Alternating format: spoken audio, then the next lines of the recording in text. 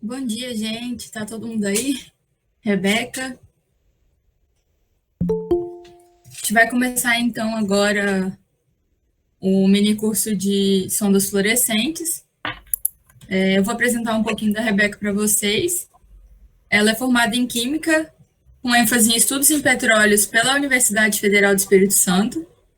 Durante o período da graduação, ela desenvolveu pesquisa em análise de algumas técnicas espectrométricas para quantificação de estanho em ossos de rato Winster. Atualmente, ela é aluna do mestrado do Programa de Pós-Graduação em Bioquímica, trabalhando com fluoróforos derivados de borodipirrometanos, que são os BODIPs. E eu vou passar a palavra agora para a Rebeca e bom mini curso para vocês. Obrigada, Vanilla. Boa tarde, pessoal. Como Vanilla me apresentou, sou Rebeca. Deixa eu colocar aqui a apresentação.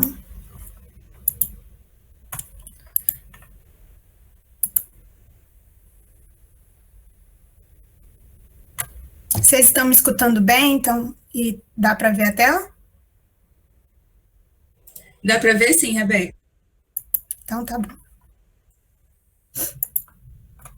Bom, como Vanilla mencionou, meu nome é Rebeca, eu sou orientada pelo professor Dr. Lucas Rezendes, e esse mini curso tem como tema sensores e marcadores fluorescentes. Bom, como eu dividi o curso? Eu vou trazer uma revisão de conceitos, alguns conceitos básicos de radiação eletromagnética, para relembrarmos. E aí, eu vou trazer um pouco da teoria que envolve a fluorescência e a sua aplicação. E aí, a gente vai ter um breve intervalo. E nesse intervalo, quem quiser fazer pergunta, tá?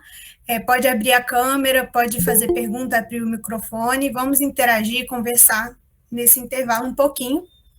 E depois, cada um pode beber uma água. E aí, a gente volta com alguns exemplos práticos que eu vou trazer, de alguns artigos. E, novamente, eu vou abrir para perguntas. Bom, então, a gente está falando de fluorescência. Normalmente, eu procurei aqui algumas imagens que talvez as pessoas podem associar com fluorescência, né? Aquelas as pulseiras de festas, aquelas luzes de quarto ou a tomada, alguns animais fluorescentes, água tônica, alguns minerais, o LED. Mas aí fica uma pergunta: tudo isso é fluorescência mesmo? Bom, a gente tem que definir aqui o que é luminescência. Luminescência é a emissão de luz por uma substância quando estimulada por alguma forma de energia. Só que essa forma de energia pode ser diversas, caracterizando alguns tipos de luminescência.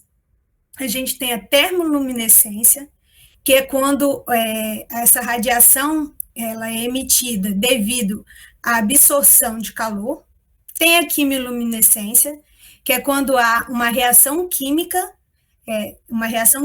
que, através da absorção da energia dessa reação química, há a emissão de luz.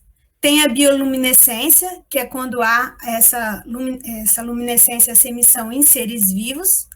A eletroluminescência, que é quando há a emissão devido eletricidade. A triboluminescência, que é quando há atrito.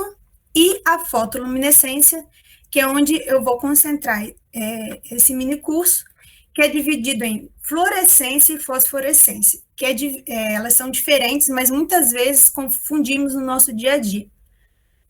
A fluorescência e a fosforescência, elas se diferem devido ao estado energético em que elas emitem. Uma emite do estado singlet e outra do estado triplet.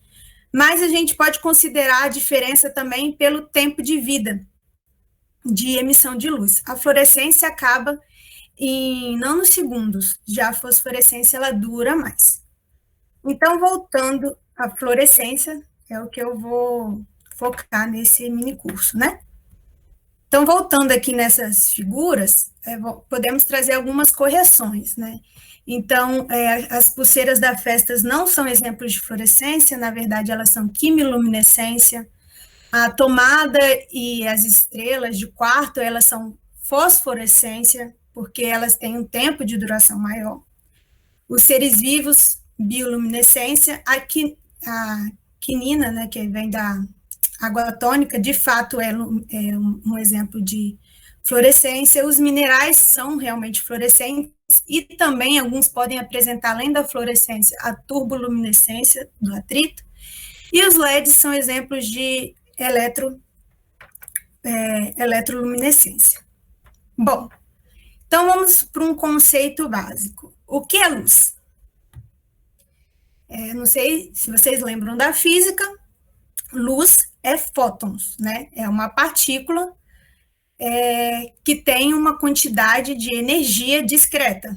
Por isso que o fótons também pode ser chamada de quanta, devido a essa quantização de energia. Bom, como a luz ela está em movimento, eu posso dizer que ela é uma radiação, que radiação é emissão de energia, né, ou seja, saída de energia, ou também deslocamento de energia. Então, aqui eu trouxe uma definição de luz. Eu posso dizer que luz é uma forma de energia radiante que se propaga como uma onda a enorme velocidade e em linha reta. Então, vem a pergunta: o que é onda? Vamos relembrar um pouquinho o que é onda. Aqui nessa imagem aqui, tem uma onda com suas características, né? O que define uma onda? Ela é definida pelo seu comprimento de onda, que é a distância de uma crista à outra, pela sua amplitude, pela sua frequência. A frequência é o número de oscilações por espaço de tempo. A unidade mais conhecida do sistema internacional é o Hertz, né? Que é oscilações por segundo. E também ela é caracterizada por sua velocidade, né? Então, a velocidade da luz, que é igual ao comprimento de onda vezes a frequência. A frequência, muitas vezes, é utilizada pela letra Ni, grega, ou pode ser pelo F minúsculo. Bom, então eu posso definir luz também como uma onda eletromagnética, né? O que seria a onda eletromagnética? É quando você tem o campo elétrico e o campo magnético perpendiculares um ao outro, e eles andam juntos, né? E aí a gente vai lembrar daquele caráter dual da luz, né? Que é o caráter ondulatório e corpuscular, que revolucionou a quântica, né? Que é a característica partícula-onda, né? O caráter partícula-onda. Então, a gente tem que a luz, ela pode ser definida como uma partícula, fótons, que não possuem massa, ou como uma onda eletromagnética.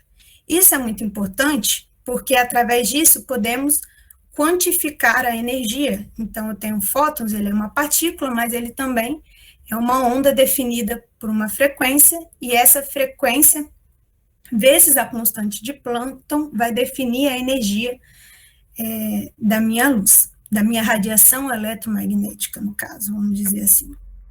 Então, com isso, como eu tenho que, através da equação da velocidade, eu tenho que frequência é velocidade dividido por comprimento de onda, eu tenho que uma maior energia é uma maior frequência, e com isso um menor comprimento de onda.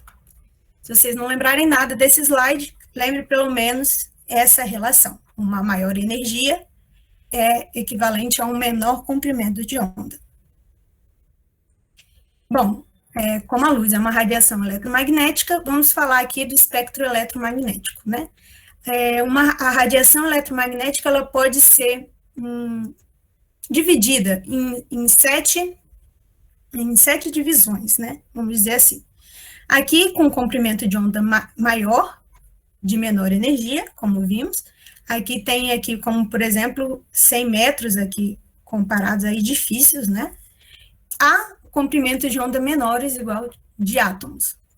Bom, essa divisão do espectro eletromagnético é o rádio, o micro-ondas, o infravermelho, o espectro visível, o ultravioleta, o raio-x e o raio gama. Nesse minicurso a gente vai focar no espectro visível, né, que é aquilo que os nossos olhos são capazes de detectar, essa radiação que os nossos olhos detectam. E aqui vale um comentário que, como esses comprimentos de onda são menores, eles têm são maiores, perdão, então eles têm menores energias, eles são chamados de radiação não ionizante, eles não são tão prejudiciais à saúde, ao contrário daqueles comprimentos de onda menores, de maior energia, né, do ultravioleta ao raio gama, que, por exemplo, aqui você tem fissão nuclear, né, bombas atômicas, são altas energias, é onde a gente vê radioatividade, e ultravioleta do sol, que pode provocar câncer. Então, quando a gente trabalha em biologia, em bioquímica, a gente sempre tenta, mesmo no espectro visível, trabalhar com o maior comprimento de onda possível, né? Então, a gente tenta aí por volta de 700 nanômetros, que o espectro visível vai do 400, aqui perto do ultravioleta, até os 700 nanômetros, perto aqui do infravermelho, que é onde você vai evitar o fotodano de uma célula, né? Além de favorecer na própria técnica, pois evita muitas vezes a autofluorescência.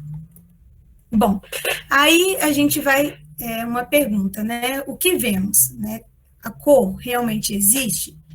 Né? Existe, quando a gente vai estudar sobre cores, sobre eletrorradiação, a gente vê que os objetos, na verdade, não possuem cor.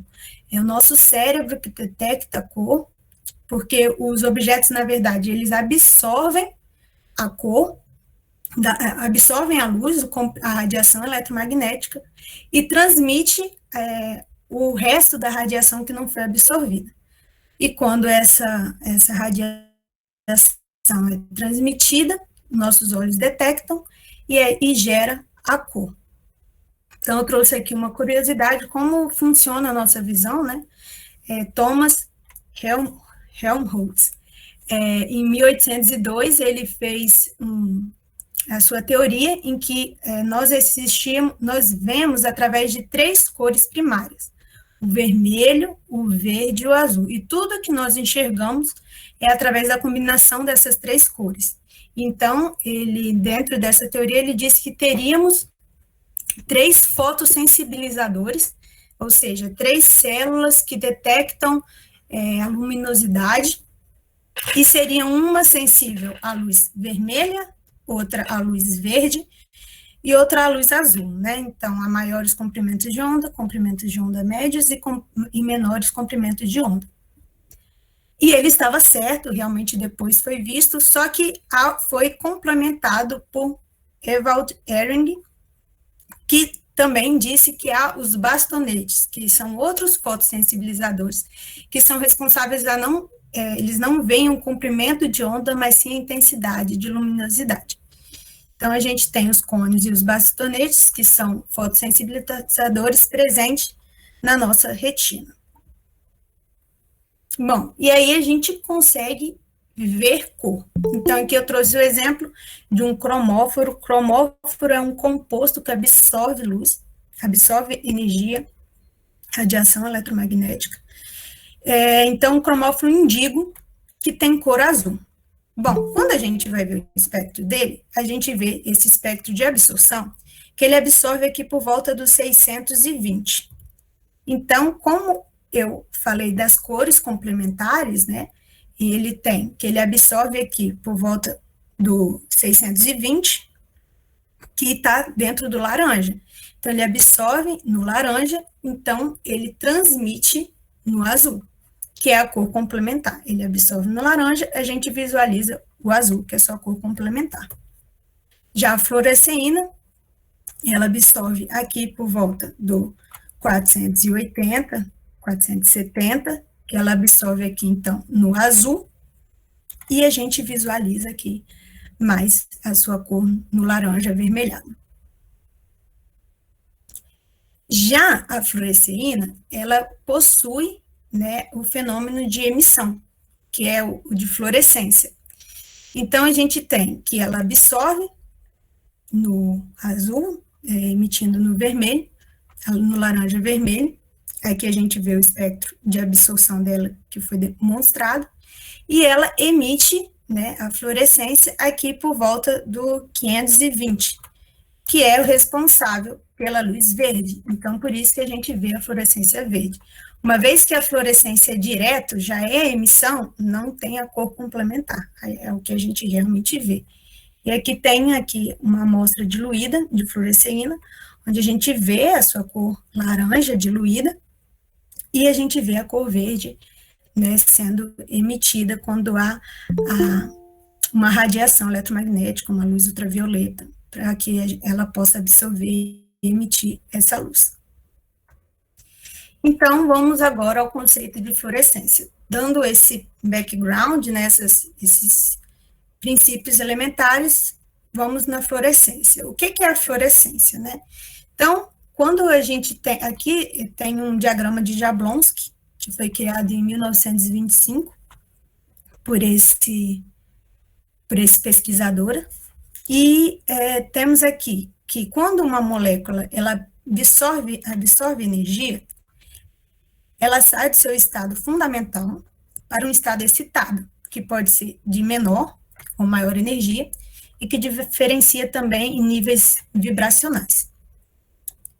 Uma vez que ela absorve a energia, ela pode perder esse excesso de energia através de relaxações não radioativas, aqui como mostra aqui nessa parte do meio do diagrama, que pode ser relaxações vibracionais, que ocorrem entre esses níveis vibracionais, ou pode ser conversão interna, que ocorre de um nível energético a outro.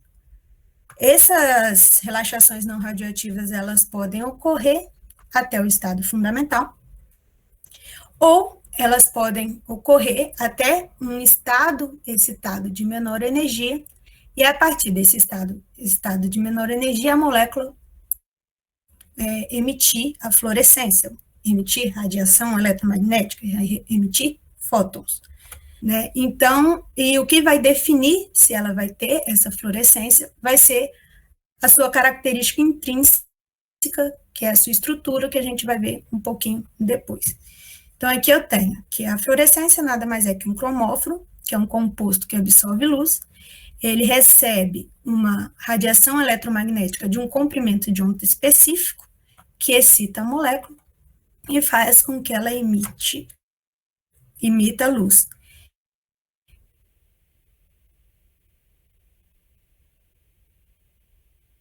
Então, o composto que emite luz é o fluoróforo. Um fluoróforo sempre é um cromóforo, mas um cromóforo nem sempre vai ser um fluoróforo. Em analítica chamada espectroscopia de fluorescência, onde você tem, que é um fluorímetro, por exemplo, né, mas também encontrado em microscopia de fluorescência, você tem a sua amostra, o seu analito, em que você incide a radiação, ela vai transmitir o resto dessa radiação, ela absorve parte da radiação, transmite o resto, e parte dessa radiação, dessa energia que ela absorve, parte dela vai ser emitida em forma de fluorescência, luminescência ou fluorescência. Então, com isso, eu vou gerar o espectro de absorção, quando eu absorvo. Então, dependendo do comprimento de onda que eu absorvo, e se eu tiver uma maior energia, eu vou vou ter um comprimento de onda menor, e quando eu absorvo em menores energias, eu tenho um comprimento de onda maior. E eu vou ter a fluorescência, que vai ser essa emissão. Então, eu tenho a banda de fluorescência e de absorção.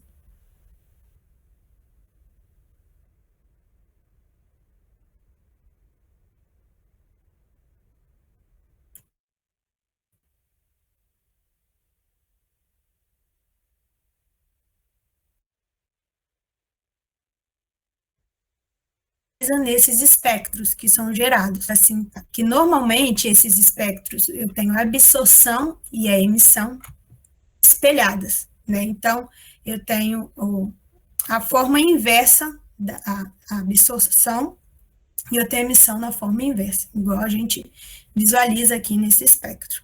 E também uma característica é o desvio de Stokes, né, que foi visto por Stokes em 1852, que o desvio de Stokes é a distância do comprimento de onda máxima de absorção para o comprimento de onda máxima de emissão. Essa distância, ela ocorre porque, como a gente viu aqui no espectro, no diagrama de Jablonski, onde mostra as transições eletrônicas que ocorrem, quando eu absorvo uma molécula, ela perde parte de sua energia por processos não radioativos. Como ela perde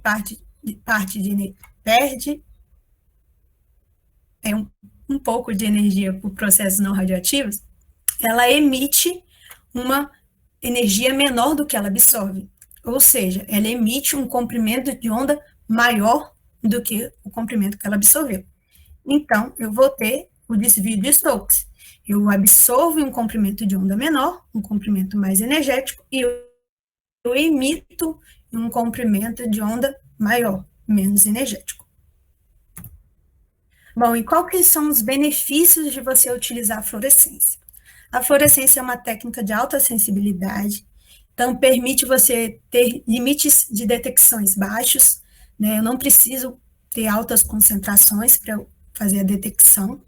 Eu tenho alta especificidade, não são poucas as moléculas que fluorescem, e para essa aplicação foi necessário desenvolver sensores, que a gente vai ver isso mais adiante. Então, ela tem uma alta especificidade, porque ela só detecta aquilo que emite fluorescência, que é algo bem específico. Ela possui uma resposta rápida, pois a velocidade da luz é rápida. E ela possui uma aplicação versátil. Você pode detectar, fazer, então, medidas qualitativas, né, de detectar a presença de um certo analito.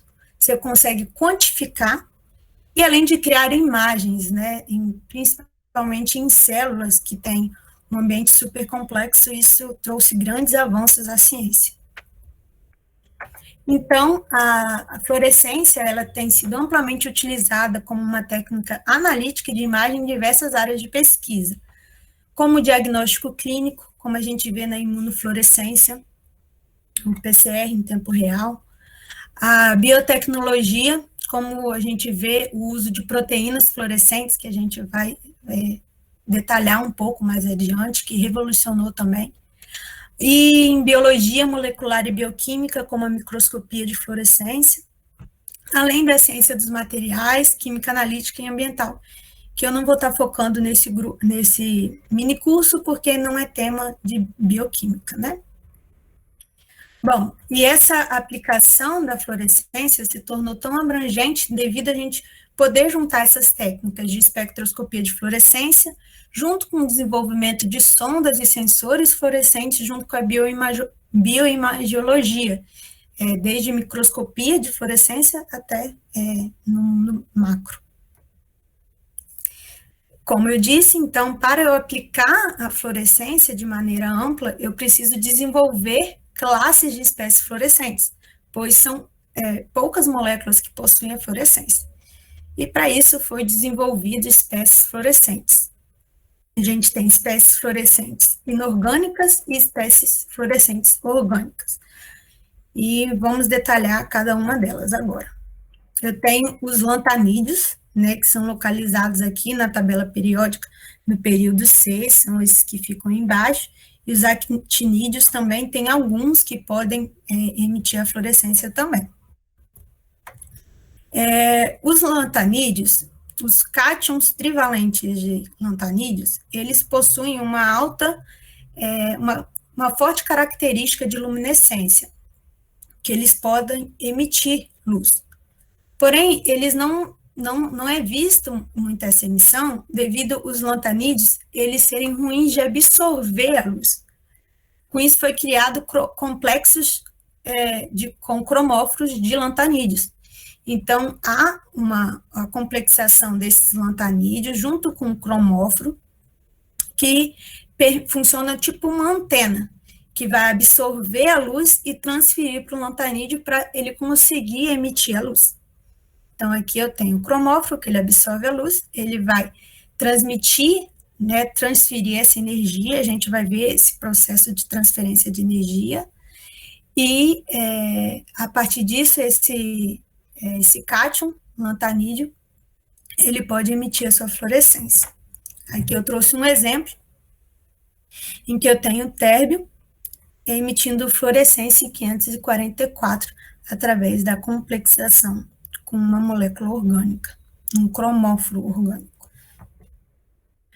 Um exemplo são em cédulas como o euro, em que a gente vê complexo de Európio emitindo no vermelho para facilitar a detecção da veracidade dessa célula, né? Esses complexos são usados em bioensaios e em microscopia, devido a eles possuírem um alto tempo de fluorescência, uma vida de fluorescência alta, e como foi visto, né, a fluorescência possui um tempo, o tempo de fluorescência é baixo, né, então você aumentar esse tempo de fluorescência é altamente vantajoso. E você vê artigos, por exemplo, usando esses complexos de lantanídeos para verificar, pesquisar sobre interações de biomoléculas com alguns cátions, como, por exemplo, o cálcio 2+, porque os lantanídeos possuem uma configuração semelhante a esses cálcios, a esse cátion de cálcio, por exemplo. Outro material fluorescente inorgânico é o contudotes. E foi mencionado na palestra de ontem, né, também, quando foi falado de nanotecnologia, né. Então, o contudotes são nanocristais, foi falado sobre nanopartícula, perdão. São nanocristais ou nanopartículas, né, de materiais semicondutores, como cádmio, selênio, telúrio e o enxofre. Bom, aqui tem uma constituição de um quantum dots, em que eu tenho um núcleo dele, eu tenho aqui uma concha na sua superfície, e eu posso ligar nessa superfície um ligante, tanto hidrofóbico, tanto hidrofílico, né, que vai permitir com que ele se dissolva em solução, e ao mesmo tempo eu possa conjugar ele com drogas, proteínas, anticorpos, para eu poder fazer diversas pesquisas, tornando esse anticorpo, essa proteína e essa droga fluorescente. Então, eu consigo detectar ela num organismo vivo, né, fazer a minha pesquisa muitas vezes em ratos, para ver como ocorre a absorção da droga, como ocorre a liberação da droga, né, e também interações de proteínas, anticorpos e o que eu quiser conjugar aqui nesse meu quantum dots. O benefício do quantum dots é que as suas características fotofísicas variam com a composição e o tamanho dele. Então, eu tenho que um maior tamanho de quantum dots, eu vou ter uma menor energia. Então, vou emitir um comprimento de onda mais alto. Então, consigo controlar a emissão desse quantum dots, controlando o tamanho dele. Então, isso é extremamente vantajoso, porque eu consigo escolher a minha emissão. Então, eu consigo variar, posso usar drogas e proteínas, cada um emitindo em comprimentos diferentes, através de eu ajustando o tamanho desse quantum dots. Uma característica do quantum dots é o seu alto tempo de fluorescência. Como a gente pode ver, ele possui entre 10 a 30 nanosegundos. Olha a diferença, por exemplo, da tirosina, que é o aminoácido aromático, que só produz 2,5 o tempo de fluorescência, ou uma proteína fluorescente, que a gente vai ver, de 2,71. Então, ele é muito utilizado em materiais em aplicações de nanotecnologia, porque ele também possui toxicidade, como foi comentado ontem. Então, você tem a emissão de luz e dispositivos, né? Ele é utilizado, por exemplo, em televisão LCD, né? Para emissão dessa luz. Então, a gente viu os materiais fluorescentes inorgânicos, então vamos falar um pouquinho dos orgânicos. As proteínas fluorescentes, como já foram comentadas, elas são muito utilizadas na biotecnologia e foi vista pela primeira vez por esse pesquisador, Osamu Shimura, em 1962, onde ele visualizou uma espécie de água-viva que emitia fluorescência verde. Ele ficou intrigado e foi estudar sobre isso, e um dia, através de um acidente de laboratório, após muita pesquisa e nenhum resultado, através de um acidente, ele verificou que essa água-viva, ela era sensível ao cálcio, né? Então, ele verificou que quando essa água-viva estava em presença do cálcio, ela emitia uma luz azul. Só que a luz que ele viu era verde. Então, ele continuou os estudos e verificou que, além de uma proteína, que ele nomeou de aquarina, que era sensível ao cálcio que emitia na luz azul, ela possuía também uma proteína GFP, que é a proteína de fluorescência verde, que emite no verde. Então, o sistema de bioluminescência, né, dessa água-viva era que quando em presença de cálcio, ela emitia uma luz azul, que uma outra proteína fotossensível, ela absorvia essa luz azul e ematia no verde. A gente vai estudar um pouquinho mais desse processo, que é essa transferência de energia que a gente também viu nos complexos do lantanídeos. Com isso, ele viu que essa proteína, ela tinha sua estrutura terciária, um barril, né, um barril de betas, e centralizado uma alfa-hélice, né? Um barril de folhas betas e centralizado uma alfa-hélice.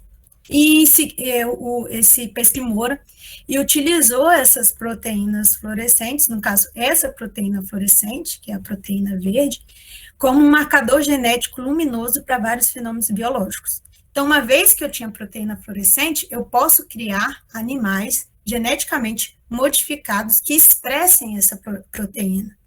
E uma vez que eles vão expressar essa proteína, eu posso estudar diversos fenômenos. Então, eu posso expressar essa proteína, colocar ela para expressar em células tumorais, eu posso colocar para expressar em células neurônios, neurológicas, e com isso eu tenho diversos estudos.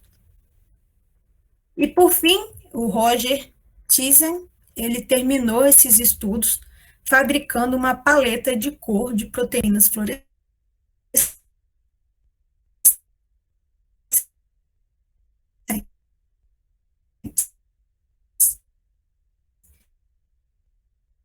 no nível, né? Então, desde o menor comprimento de onda até o maior comprimento de onda.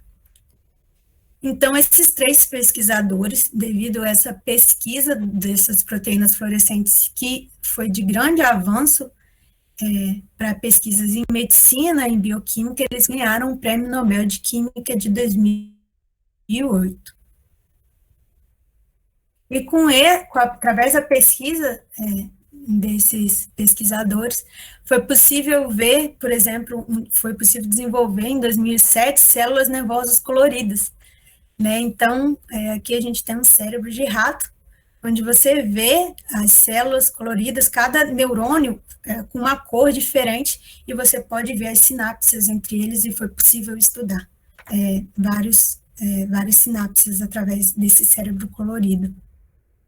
Também em 2019 foi desenvolvido um arco cerebral, em que também foi possível estudar muito sobre o funcionamento do cérebro através dessas proteínas fluorescentes.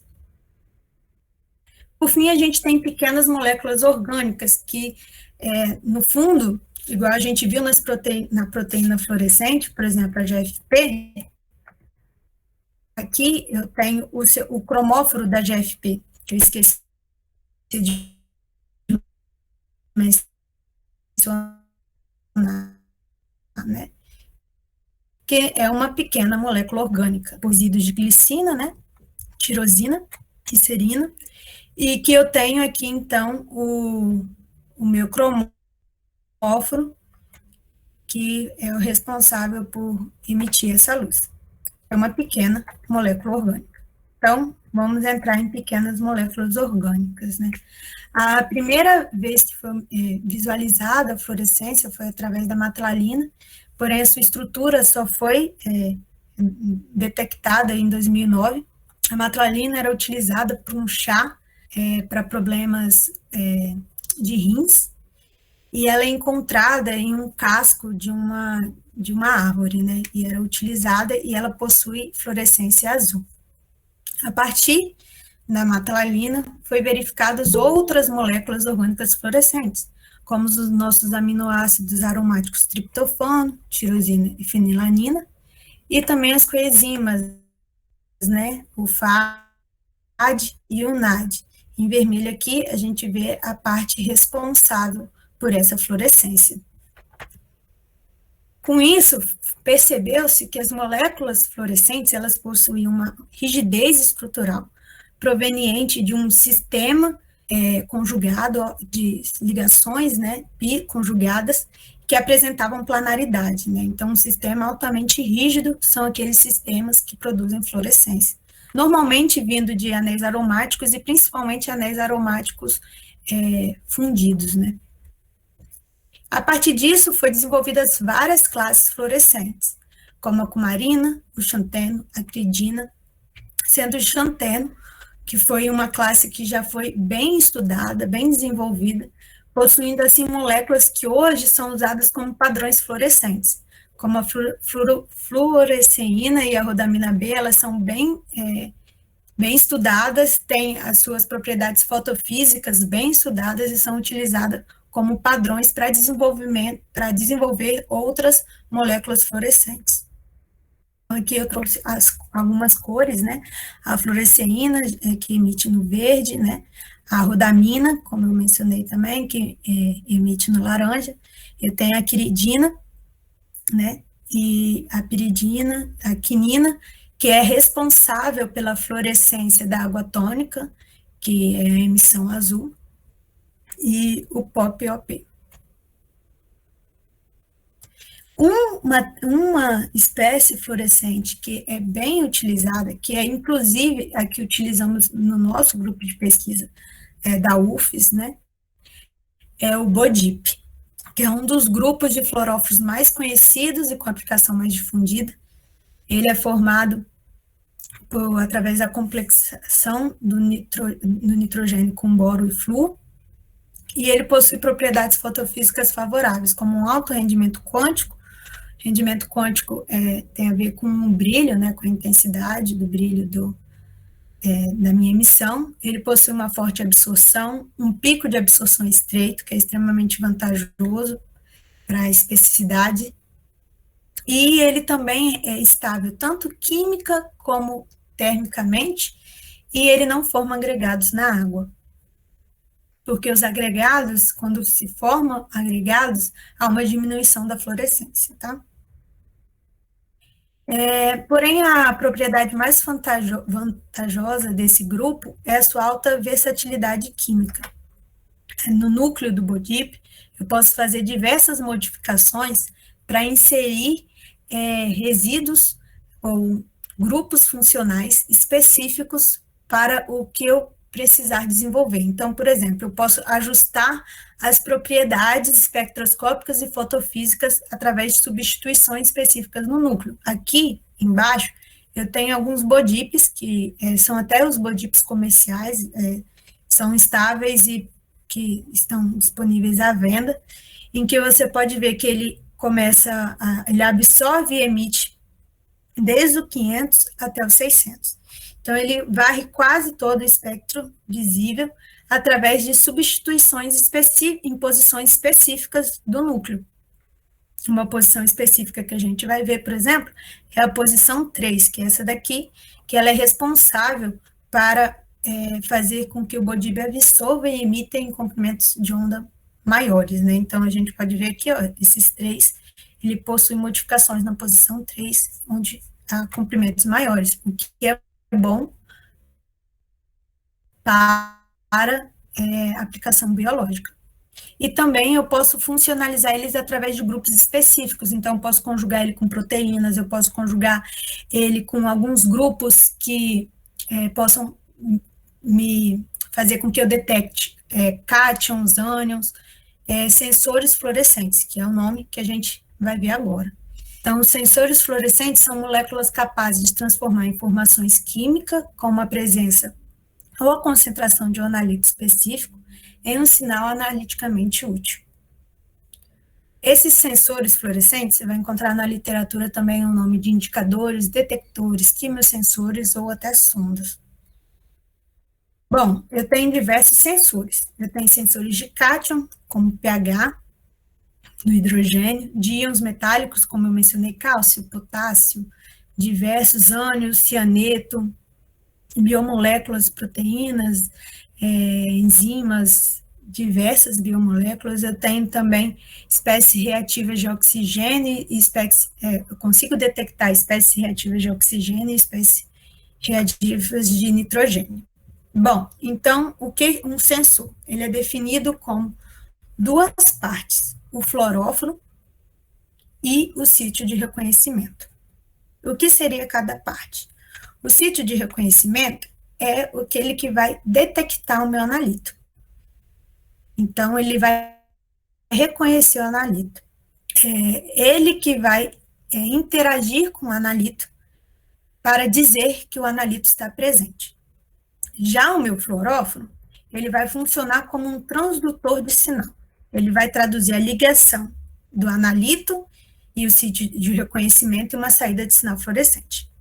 Então, aqui no sítio de reconhecimento, eu vou interagir com o analito, pode ser uma ligação ou só uma interação, e através dessa interação, eu vou mudar a fluorescência do meu fluoróforo, que vai mostrar que houve uma ligação, houve uma interação, porque há o analito presente.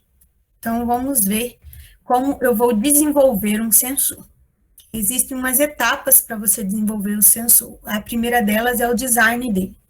Então, eu vou escolher qual classe do fluoróforo que eu vou usar. A gente já viu algumas, existem diversas classes, e isso vai depender das minhas propriedades que eu quero, né? Aonde eu quero que absorva no espectro, aonde que eu quero que emita. Eu vou procurar um alto rendimento quântico de fluorescência, um tempo de vida de fluorescência alto, né? E eu vou ter um sítio de reconhecimento, que vai depender do que eu quero detectar. Eu quero detectar uma biomolécula, um cátion, um ânion, né? Qual cátion que eu quero? O cálcio, o potássio? E eu vou decidir também, eu vou querer que o sítio de reconhecimento reconheça o analito através de uma ligação covalente ou através de apenas uma interação, uma complexação, né? Então, eu vou fazer o design desse analito, definindo o meu fluoróforo, o sítio de reconhecimento e a característica de cada um. Com isso, eu vou preparar o meu analito. Ou seja, eu vou ligar essas duas partes, do fluoróforo ao sítio de reconhecimento. Para isso, eu vou precisar de uma estratégia de síntese química, né? Então, como eu vou ligar esses dois grupos? Ou, hoje em dia, muitas vezes, eles não são nem sintetizados para serem inseridos, por exemplo, no meio celular, já ligados. Muitas vezes, eles são inseridos separados também, que é a estratégia DOFL, DOFL. Que é quando você faz essa ligação dessas partes in situ, no próprio ambiente de detecção. A gente vai ver um exemplo desse também. E depois de você ter o design, a preparação, você vai fazer a caracterização espectroscópica e fotofísica. Primeiramente do seu fluoróforo sem o analito. Então, eu vou ver como é a fluorescência do meu fluoróforo ligado ao sítio de reconhecimento sem o analito. E depois, a fluorescência desse sensor com o reconhecimento do analito. Existem 3 tipos de reconhecimentos que um sensor pode ter. Ele pode ser do estilo turn-off, em que eu tenho que o meu fluoróforo, sem a presença do analito, ele possui uma emissão de fluorescência, e após a detecção do analito, ele não possui emissão de fluorescência, essa fluorescência é suprimida. Eu tenho turn-on, em que não há fluorescência na ausência da analita, e uma vez que a detecção da analita há o aumento dessa fluorescência, e eu tenho as sondas ratiométricas, em que elas emitem um comprimento de onda específico na ausência da analita, e na presença a mudança desse comprimento de onda. Bom, para eu ter essas diferenças na detecção da analita, eu tenho diferentes mecanismos sensoriais. O primeiro dele é o PET, eu vou explicar o PET para sítios, para um sítio de reconhecimento rico em elétrons, que é o PET redutor. Quando eu tenho um sítio de reconhecimento rico em elétrons, na verdade, eu tenho um doador de elétrons. Aqui eu tenho um diagrama de energia dos orbitais de superfície da molécula, né? Que é o HOMO e o LUMO. Então, eu tenho que aqui eu tenho o HOMO do meu sítio de reconhecimento, que vai ser meu doador de elétrons, e aqui eu tenho do meu fluoróforo, que vai receber o elétron.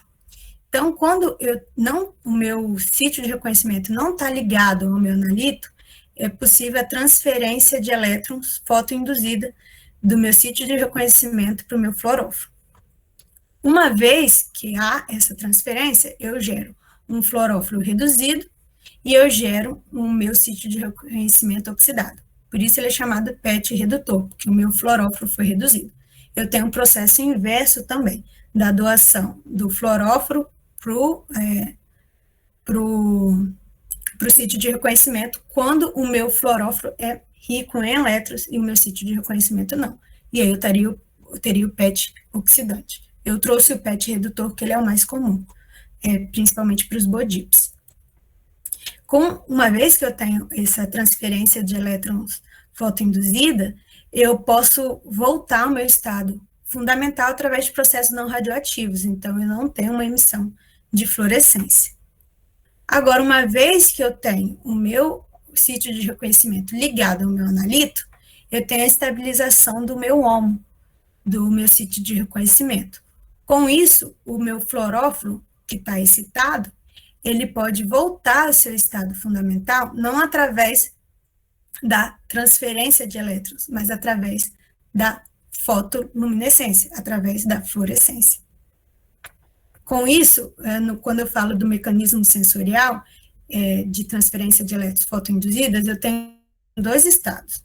Um estado off, que é um estado sem a luminescência, e o estado ligado, que é o estado que vai apresentar a fluorescência. No estado off, eu tenho a transferência de elétrons, que desativa o meu fluoróforo, que faz ele voltar ao estado fundamental para processos não radioativos, e eu tenho o meu estado ligado, que é quando ele interage com o analito, que ele vai voltar ao estado fundamental através da emissão de uma radiação. Esses sensores são conhecidos como off-on. Outro mecanismo...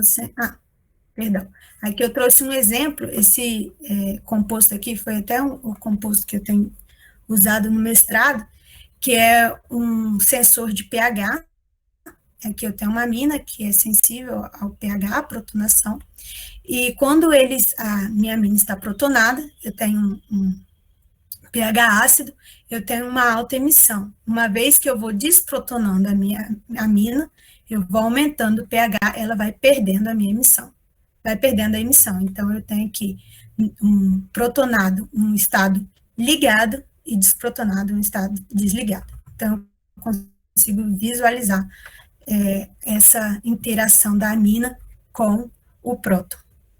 O outro mecanismo é a transferência de carga intramolecular, que é quando eu tenho a presença de um grupo doador de elétrons, como aminas, e conjugado a um retirador de elétrons, como uma carbonila, por exemplo. Então, aqui eu tenho o fluoróforo,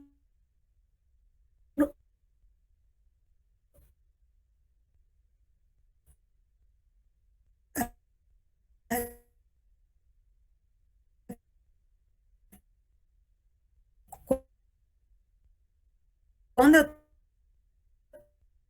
tenho essa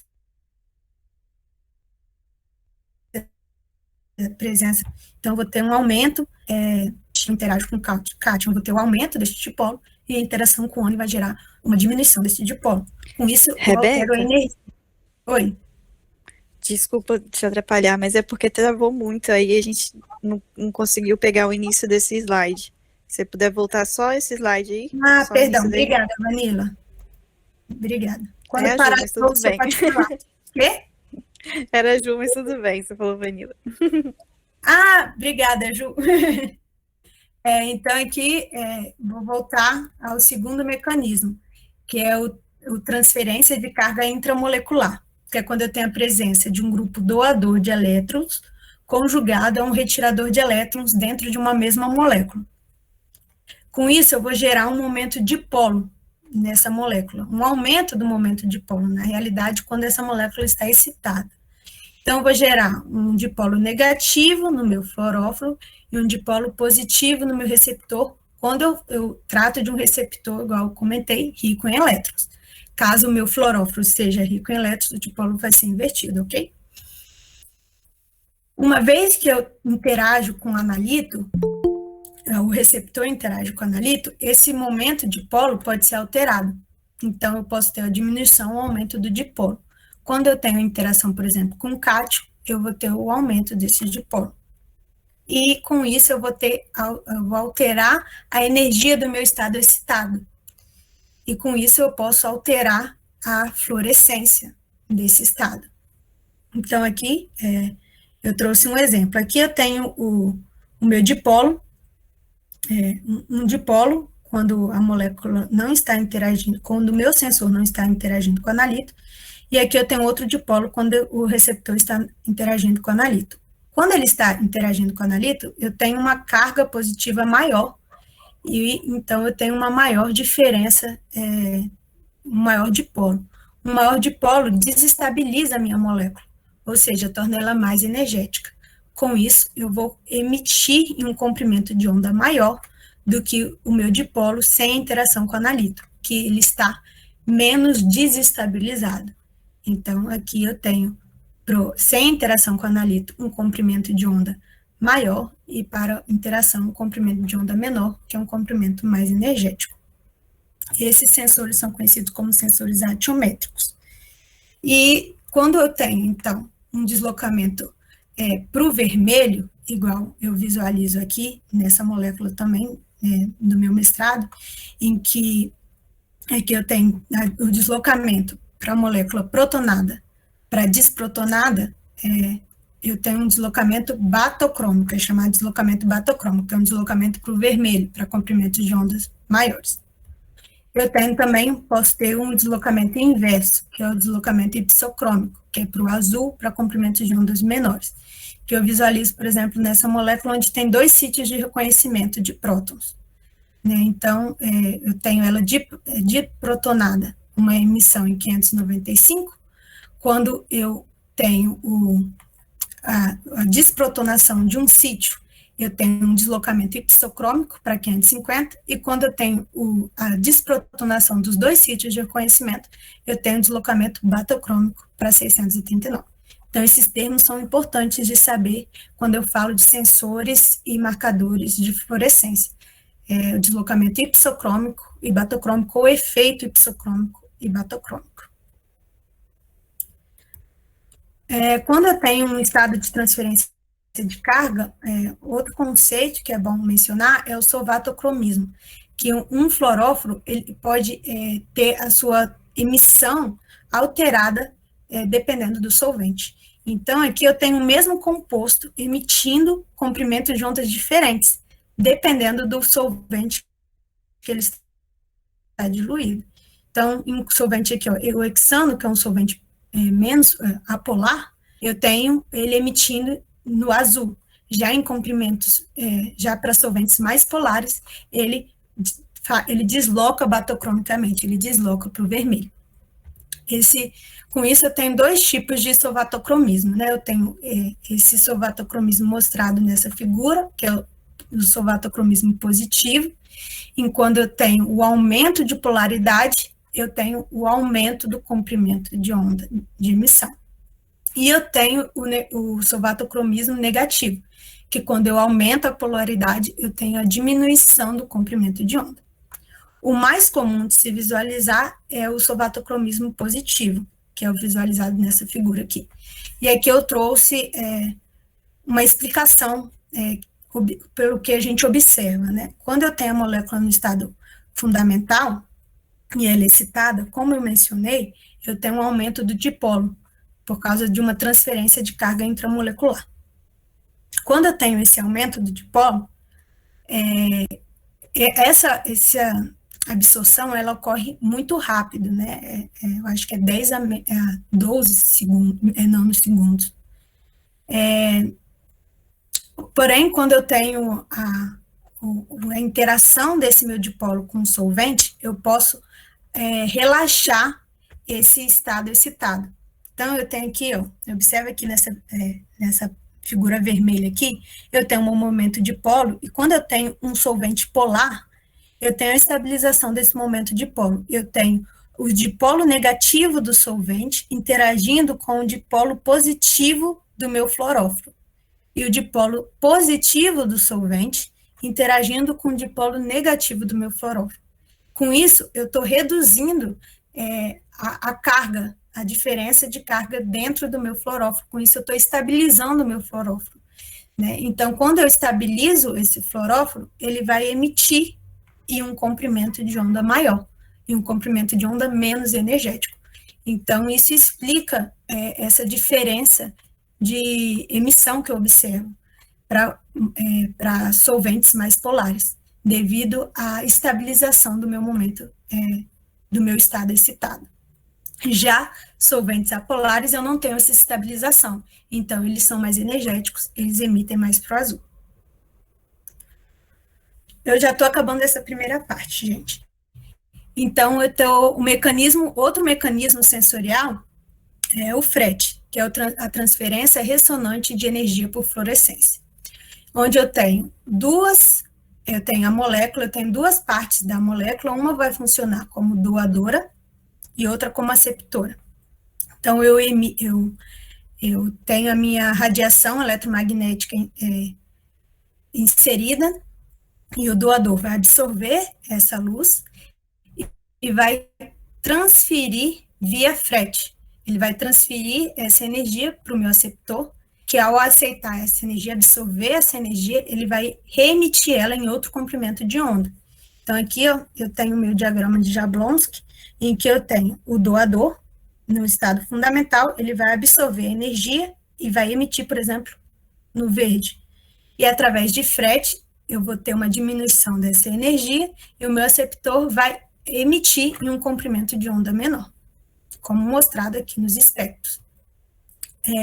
Algo que é importante, quando eu tenho FRET, é necessário a sobreposição do espectro de emissão do meu doador com o espectro de absorção do meu aceptor. Por quê? Porque o meu aceptor precisa conseguir absorver essa luz. Para ele absorver essa luz, eu preciso dessa sobreposição desses espectros. Então, um exemplo de FRET foi o que a gente viu na água-viva, em que eu tenho a proteína aquarina, que funciona como o meu doador, que vai emitir no azul, e a minha proteína verde vai ser a minha aceptora, que vai receber essa energia, a emissão da aquarina, e vai emitir em outro comprimento de onda de menor energia, que é o verde aqui no caso. Bom, assim eu tenho, após após a caracterização dos meus sensores, eu tenho, então, a aplicação deles, que é uma área multidisciplinar. Eu posso aplicar ele tanto na inorgânica, na orgânica, em vários tipos de pesquisas, né? Então, como o nosso foco é bioquímica, uma aplicação muito importante é na microscopia de fluorescência. Quando eu aplico sensores na microscopia de fluorescência, eu tenho a detecção e visualização de analitos dentro de células vivas. Então, aqui eu trouxe, por exemplo, uma célula em que super complexa, né? Você tem presença de várias espécies químicas, organelas, cátions, ânions, e com isso, a fluorescência permite eu detectar espécies específicas, organelas específicas, né, cátions específicos dentro da célula e me permite, então, monitorar sistemas e investigar diversas interações. Eu posso monitorar processos biológicos, investigar interações de bimoléculas, interações bimoleculares entre duas moléculas, né, e a compreensão das propriedades dinâmicas e estrutural de uma célula, o que oferece vantagens sobre outros métodos de medição, porque a fluorescência é minimamente perturbadora para as células, quando eu tenho um comprimento de onda alto, né, então eu não vou ter o dano dessa célula. É possível a visualização de concentrações em todas as regiões de uma célula viva. Então, através da microscopia de fluorescência, eu posso visualizar ao mesmo tempo o núcleo, a mitocôndria, o cálcio e o que eu quiser visualizar, o que eu conseguir visualizar, né? Porque muitas vezes você quer, mas você tem que desenvolver aquilo também. Eu vou ter o monitoramento contínuo. Então, por exemplo, eu consigo ver processos ocorrerem, igual a gente vai ver depois do intervalo, a transformação, por exemplo, do endossomo tardio em lisossomo, foi possível visualizar. E além de monitorar e visualizar simultaneamente espécies químicas. Então, se eu tenho dois sensores diferentes, um, por exemplo, para cálcio e outro para potássio, e eu tenho o de cálcio emitindo em um comprimento de onda, de potássio em outro comprimento de onda, eu insiro esses dois sensores numa célula, eu consigo visualizar a movimentação, tanto do cálcio, tanto do potássio dentro de uma célula. Então, eu consigo visualizar vários fenômenos e processos bioquímicos. Por isso, a microscopia de fluorescência, o desenvolvimento da microscopia de fluorescência de alta resolução, ganhou o Prêmio Nobel de Química de 2014. Então, a fluorescência realmente é muito importante para a ciência. Então, aqui eu trouxe dois exemplos de microscopia de fluorescência, como ela pode funcionar. Aqui eu tenho um sensor, esse hexágono amarelo é o meu sensor, em que no meio extracelular, para garantir a não emissão desse sensor, eu adiciono um quencher, que ele não consegue entrar na célula, no meio intracelular, então ele bloqueia a fluorescência no meio extracelular para evitar ruídos de fundo, e eu tenho o meu sensor, que ele consegue entrar na célula, e uma vez ele dentro da célula, ele consegue detectar o cálcio, interage com o cálcio, o meu receptor, lembra? Quando o meu receptor interage com o cálcio, o meu fluoróforo vai emitir fluorescência. Então, aqui no caso, eu tenho um sensor off-on. Na ausência de cálcio, ele não possui fluorescência, na presença de cálcio, ele possui fluorescência. Então, com esse sensor, eu consigo, por exemplo, visualizar a emissão de cálcio pelo retículo endoplasmático. Então, eu consigo visualizar toda essa sinalização do cálcio liberado pelo retículo endoplasmático, uma vez que o meu sensor na ausência de cálcio não possui fluorescência e na presença de cálcio possui. Aqui eu já tenho a marcação de organelas. Em verde eu tenho a marcação da mitocôndria, em laranja do lisossomo e em azul do núcleo. Então, eu encerro essa primeira parte com essa imagem só para mostrar a complexidade de uma célula. E aqui é a visualização da microscopia de uma célula de um neurônio, e aqui é a microscopia 3D, né? Então, eu encerro essa parte. Alguém tem alguma pergunta? Alguém quer falar alguma coisa? E aí a gente vai para o intervalo de uns 10 minutinhos, e eu vou trazer alguns exemplos de artigo. Poucos exemplos, porque tem muitos, né, gente? É muita coisa. Podemos voltar?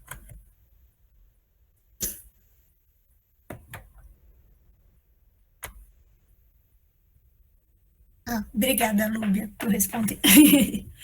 Então, eu vou voltar aqui. Então, vamos para alguns exemplos da aplicação da fluorescência. Bom, um deles é em sensores de pH. Eu vou focar mais neles porque faz parte do meu projeto, né? Então, por isso que a maioria dos exemplos vão se concentrar em sensores de pH. Então, sensores de pH são moléculas orgânicas cromóforas, ou seja, que absorvem energia, cuja sensibilidade a concentrações de íons H+, de prótons, permite indicar o grau de acidez do ambiente onde estão inseridos. Então, a animação estava errada aqui, mas tudo bem. Eu tenho a parte que é o fluorófilo, mais o meu sítio de reconhecimento, que na verdade vai ser uma base de Lewis. Porque uma base de Lewis, ela possui par de elétrons não ligantes disponíveis para fazer o reconhecimento com o próton aqui, né? Espera aí.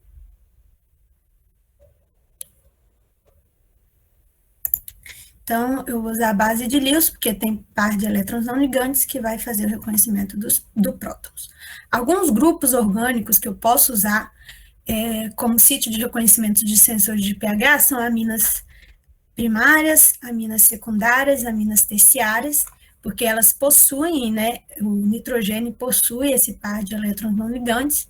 Também eu posso usar alcócidos, por possuírem, né, também esse par de elétrons disponíveis, por serem bases de Lewis.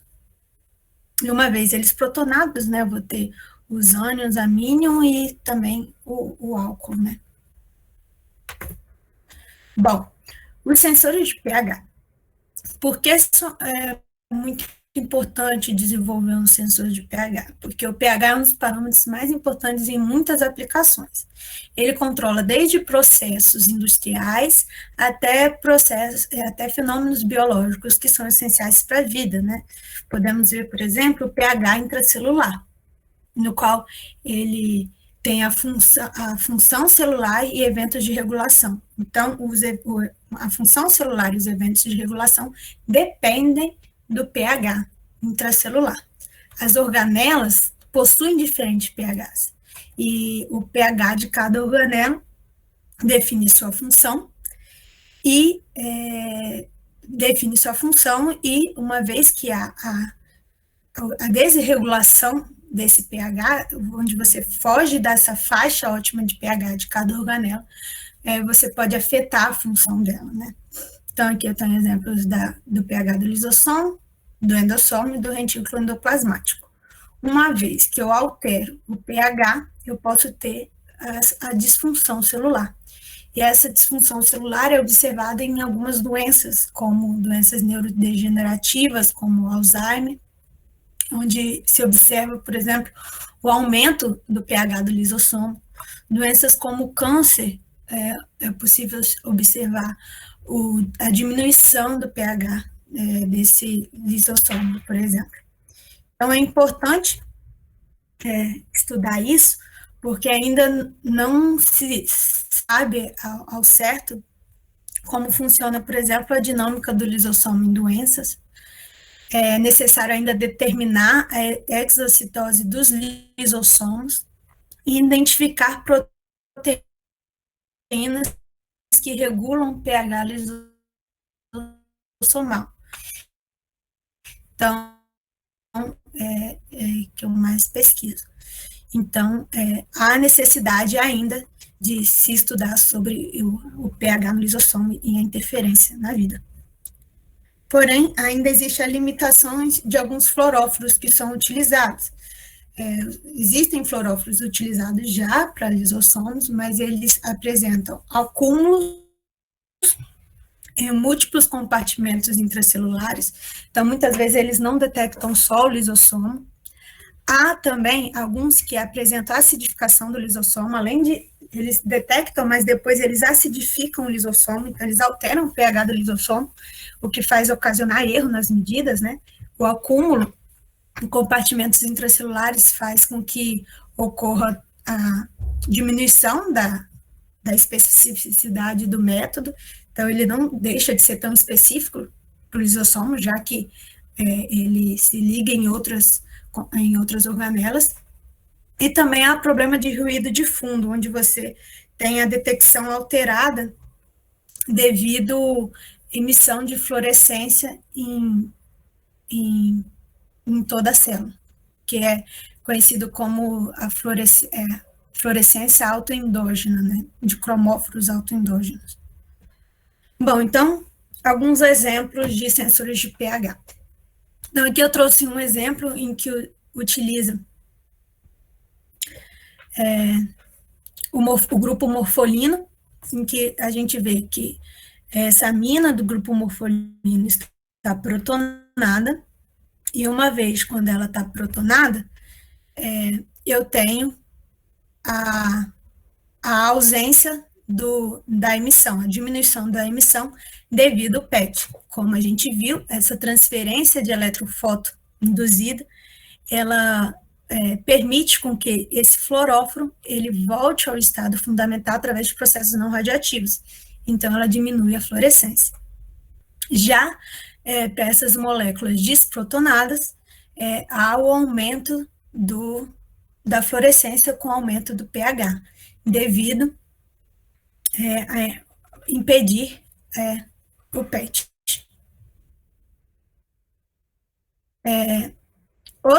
Esse exemplo agora eu vou trazer do grupo de pesquisa, né? Faz parte também do meu trabalho, em que eu utilizo o fluoróforo BODIP e a base eu utilizo a benzilamina, em que foram desenvolvidos 3 sensores.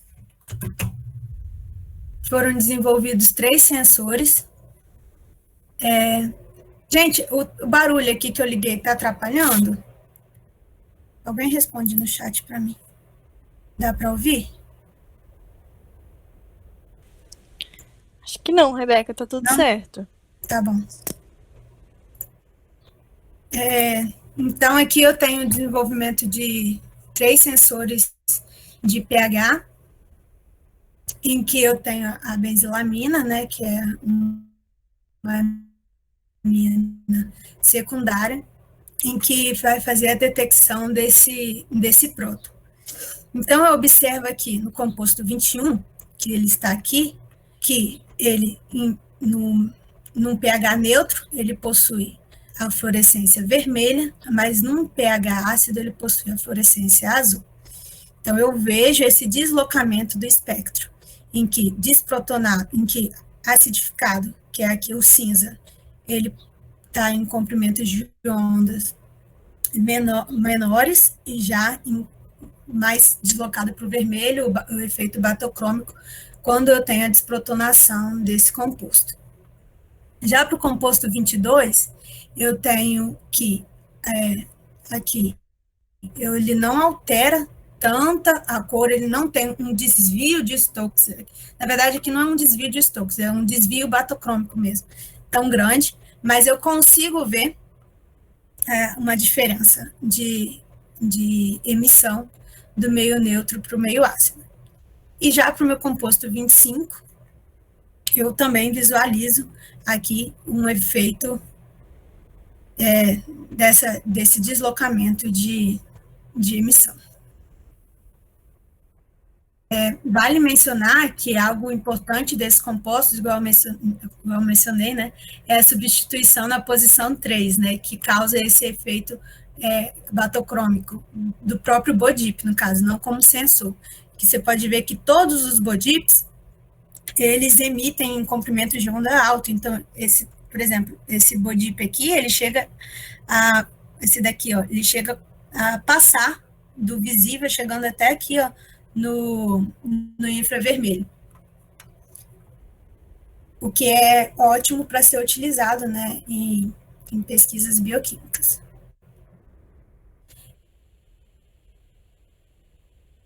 Também foi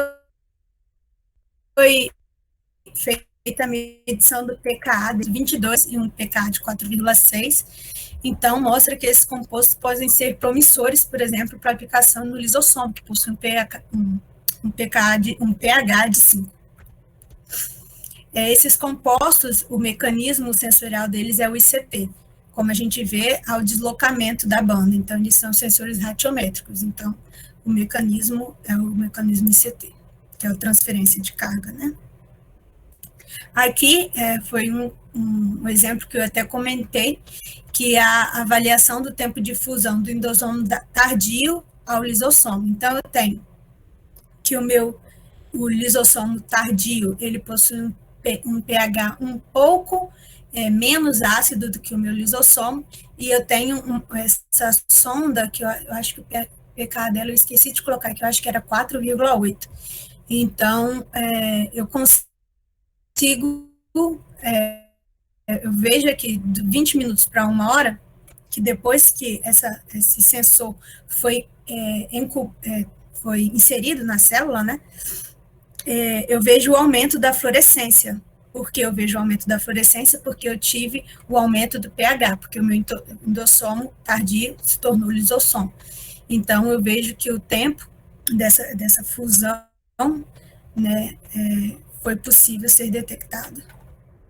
O mecanismo é PET, uma vez que eu não tive a alteração do comprimento de onda.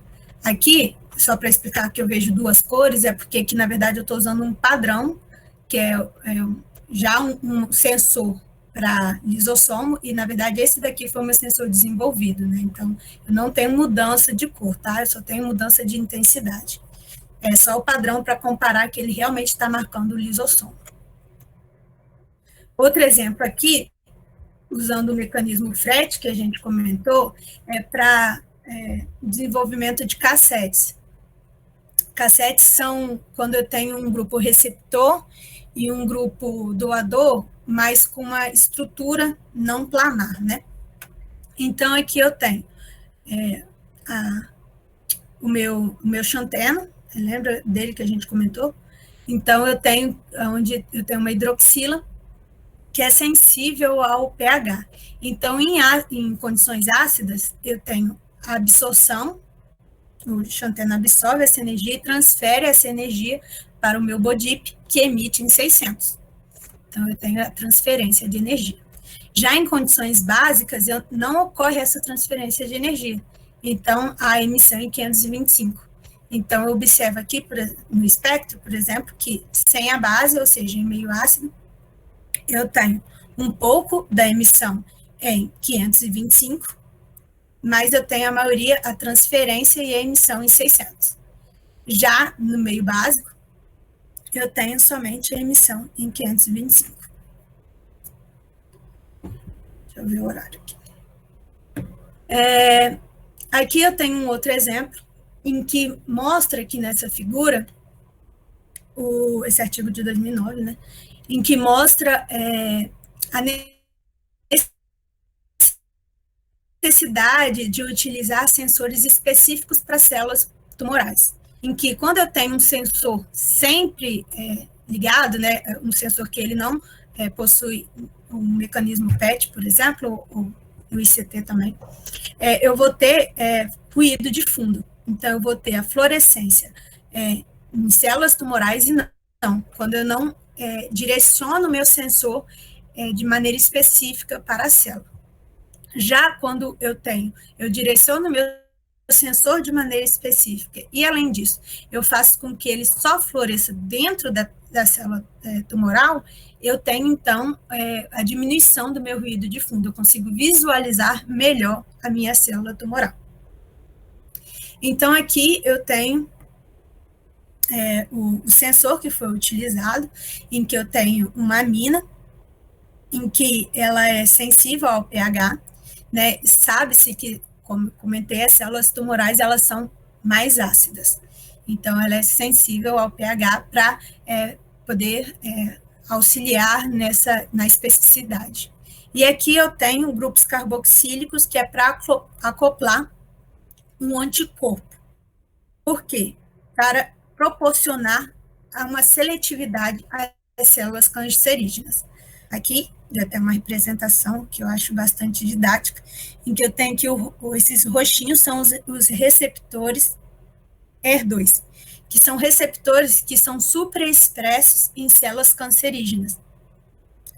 Uma vez que eles são superexpressos, quando eu utilizo, por exemplo, esse anticorpo trastuzumab, que é um anticorpo monoclinal,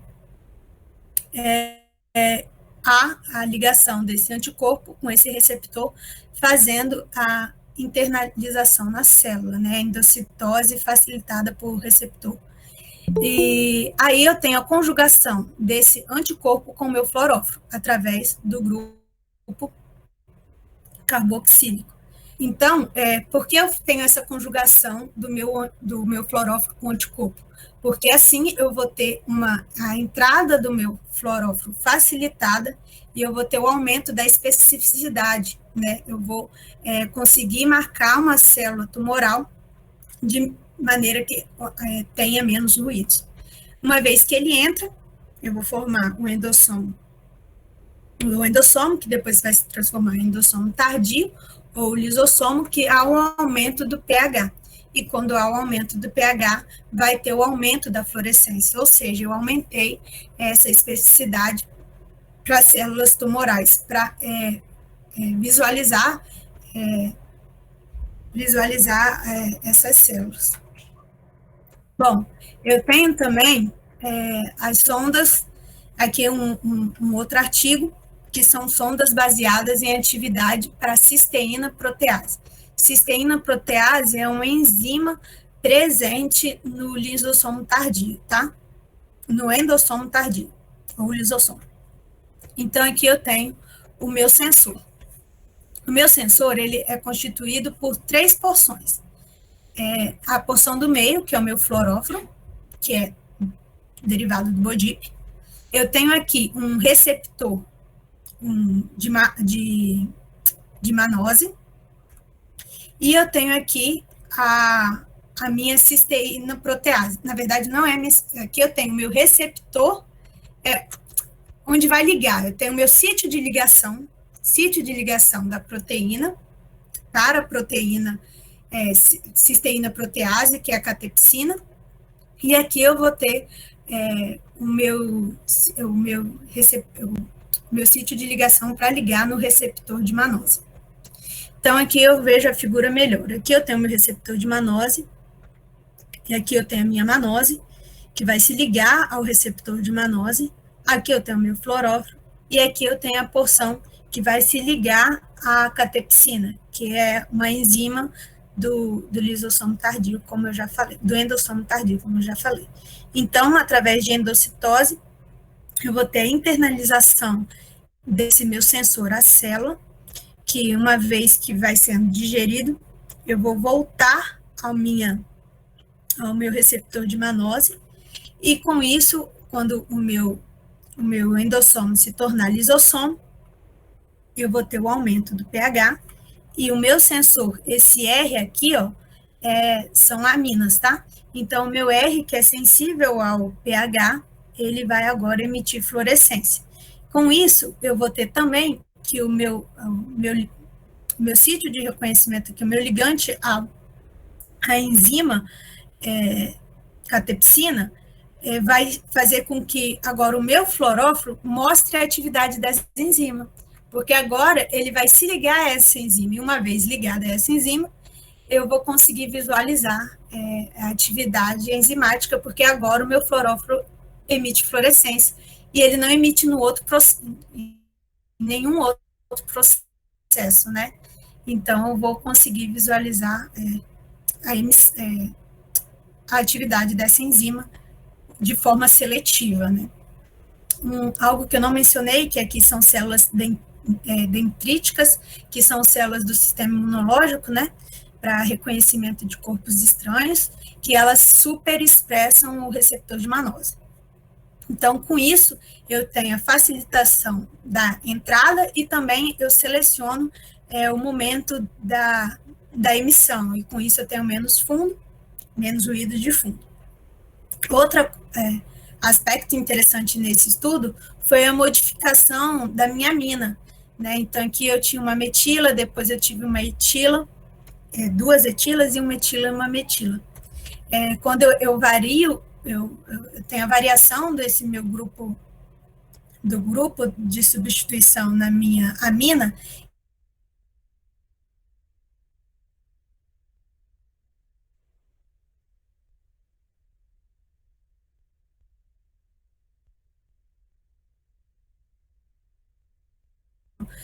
desse elétron, eu vou ter um aumento uma diminuição da basicidade. Esse também é um mecanismo PET, porque antes ele não tinha fluorescência, agora ele tem. Outros exemplos de sensores, né? Então, não são só sensores de pH, eu tenho sensores para mercúrio, por exemplo, aqui, em que, na ausência de mercúrio, a emissão vermelha, na presença, a emissão amarela, né? Então, aqui um sensor ratiométrico. Também tem sensores para aminoácidos, como a cisteína, na ausência de cisteína, tem a emissão vermelha, na presença, tem a emissão verde. Também é possível conjugação com proteína, a gente já viu com anticorpo, né? A conjugação com anticorpo em células cancerígenas aqui. Então, aqui eu já tenho uma conjugação. E aqui é outro exemplo de conjugação com proteína, em que eu tenho, na verdade, no meu sensor, 3 partes.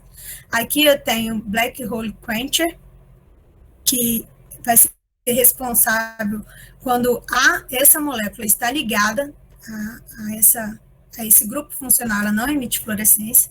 Aqui eu tenho a MMP, que é a metaloproteinase, que é uma enzima que é marcador de tumor, aterocélulas de esclerose e inflamação.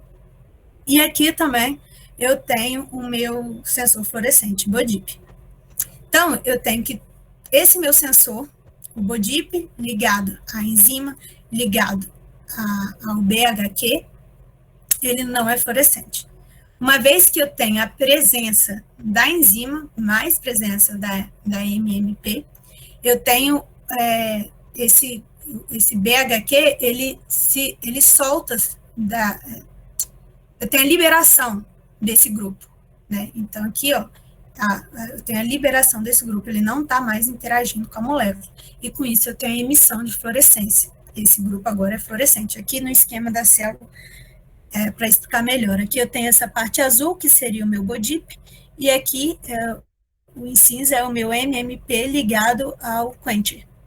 Uma vez que há uma reação enzimática, que é através das enzimas metaloproteinase, que é a MMP, eu vou ter a fluorescência do meu fluoróforo.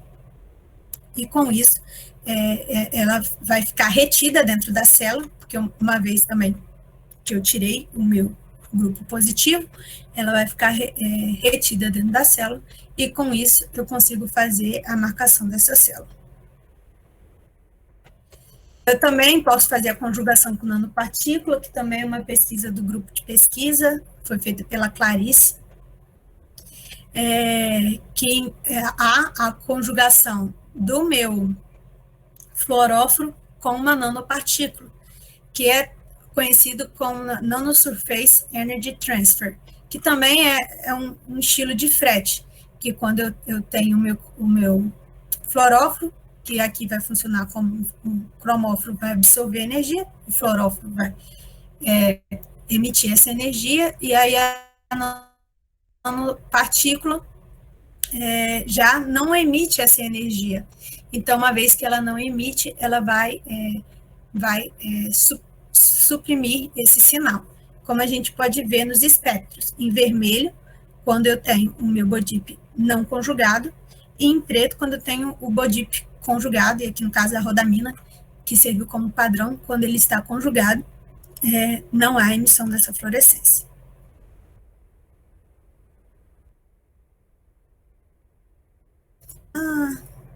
Aqui não mostrou a figura.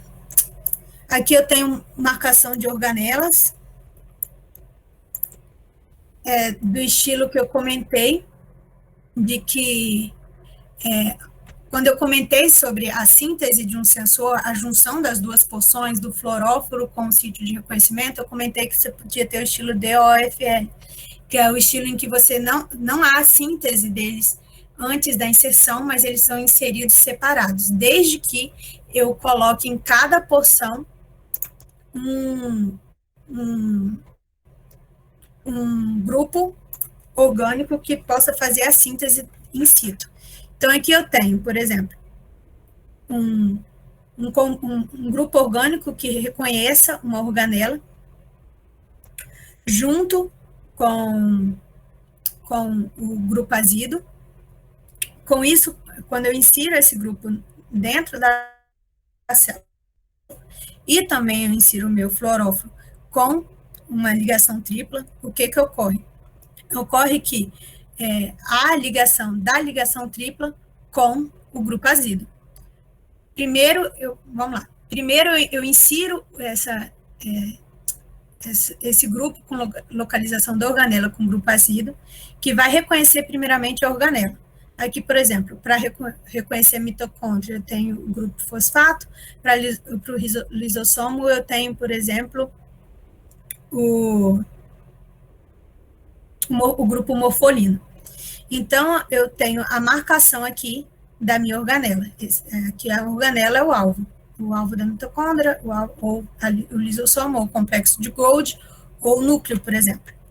Então, uma vez que eu marco o meu grupo de reconhecimento, que no caso é o meu sítio de reconhecimento, ele se conecta à organela, eu insiro depois o meu fluoróforo, que vai reagir com o grupo azido. E com isso vai marcar a minha organela. Então, aqui eu tenho um exemplo de um sensor em que eu insiro as duas partes, o fluoróforo e o sítio de reconhecimento separados, né? Aqui eu tenho o sítio de reconhecimento, a minha estrutura biologicamente ativa, e o meu grupo de fluoróforo, que eles vão marcar a célula depois. Eu excluí a imagem que mostrava a microscopia de fluorescência, para eu poder mostrar isso, né? Uma vez esses sensores vão funcionar se eles forem biocompatíveis, eles não podem ser tóxicos, se eles forem específicos para a organela, e se eles forem permeáveis, eles têm que entrar na célula, e eles não podem emitir fundo, ou seja, esse meu fluoróforo, ele tem que emitir somente ligado, ele não pode ficar nenhuma parte dele sem ligar, senão ele não vai alterar a especificidade do método. E por fim, aqui eu trouxe um último exemplo que eu achei muito interessante de uma cirurgia guiada, em que eu tenho um sensor formado pela fluoresceína, na verdade o isotiocianato de fluoresceína, e eu tenho o folato, o ácido fólico, a vitamina B12.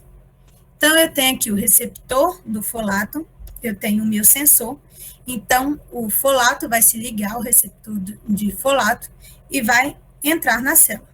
Uma vez que ele entrou, tem endocitose, no qual vai liberar o receptor, vai liberar o isocianato e vai liberar o ácido fólico. Uma vez que a ruptura, né, a separação do ácido fólico com o isotiocianato de fluoresceína, a emissão de fluorescência. E com isso eu consigo detectar a célula cancerígena. Por quê? Eu esqueci de mencionar que uma célula cancerígena, ela supraexpressa células cancerígenas de ovários, tá? Então, quando eu tenho câncer de ovário, já sabe-se que câncer de ovário supraexpressa o receptor de folato. Então, eu tenho que o meu sensor, ele vai entrar nas células de câncer, por elas supraexpressarem o sensor de ácido fólico. Então, com isso, eu só vou ter a marcação das células de câncer. Então, aqui ó, eu tenho a cirurgia, o local de cirurgia, em que aqui eu tenho sem emissão de fluorescência e com emissão de fluorescência, eu consigo visualizar os tumores, né? Então, o interessante foi que, sem a microscopia de fluorescência, sem essa cirurgia guiada, os médicos, através das técnicas de toque e visualização, só conseguiram observar 7 aglomerações de células cancerígenas. Já com a microscopia de fluorescência, se observou 34. Ou seja, isso ajuda a evitar metástases e uma melhor cirurgia, no qual eu vou tirar todos os aglomerados de células cancerígenas, evitando, então, a propagação delas. Então, é isso, eu agradeço a atenção de vocês. E era isso que eu queria trazer um pouquinho sobre a importância da fluorescência na bioquímica. E em várias áreas, né?